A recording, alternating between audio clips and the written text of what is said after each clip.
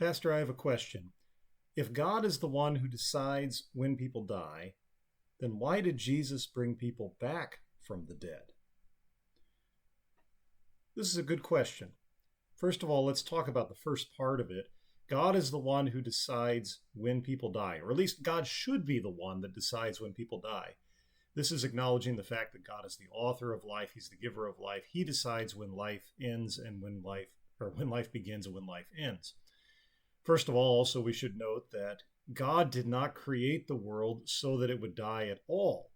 God's intention was that man would live forever. In fact, death doesn't enter the world until Adam and Eve sin. And so we see that the fact that people die in the first place is tied to death.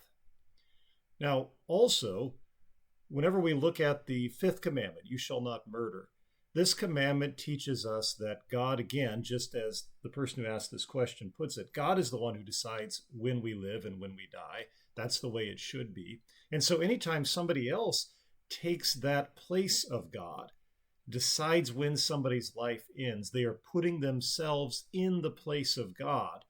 This is how the fifth commandment ties very nicely into the first commandment. You shall have no other gods. If I put myself in the place of God and I decide when people die, then I am violating God's holy law when it comes to the first commandment, in addition to the fifth commandment. So this is why, for example, the church always speaks against things like abortion, whenever one decides that an infant's life should end, or we speak against things like euthanasia. That is, whenever we decide that life is not worth living anymore, and therefore we have a right to end it so we don't have to go through any type of pain, or somebody else doesn't have to go through some type of pain that would come to them because of perhaps some type of disease or other discomfort. And also, of course, suicide, which puts me in the place of God. I get to decide when my life ends. So all of those things are just to acknowledge the point that the first thing that the person who asked this question is saying is absolutely true. God is the one who decides when we live and when we die. We also need to acknowledge, though, that the wages of sin is death. When Adam and Eve sinned, they brought death into the world. And from that point forward, everybody who comes to be born in this world, unless Christ returns first, will die. So, now to the actual question here. Why did Jesus bring people back from the dead? You might remember that in Matthew chapter 11, John the Baptist sends messengers to Jesus Christ. John the Baptist is in prison at this point, having been imprisoned by King Herod. And John the Baptist sends some messengers to Jesus, asking them, "Are you the one who is to come, or should we look for another?" And Jesus quotes the scriptures back to the messengers that are sent from John the Baptist. And he says, "Go and tell John the Baptist what you see and what you hear. The blind receive their sight, the lame walk, the poor have good news preached to them, and the dead are raised." So Jesus points to the fact that he is raising the dead, and Jesus raises three people from the dead that are named, well, at least three specific people that we know of in the Gospels.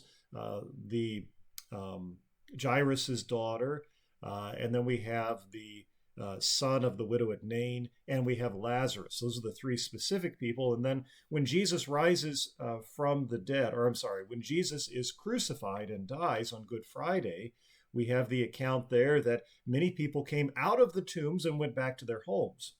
So why did Jesus do that? And why, if God decided these people were to die, now are they raised from the dead? Did God make a mistake the first time?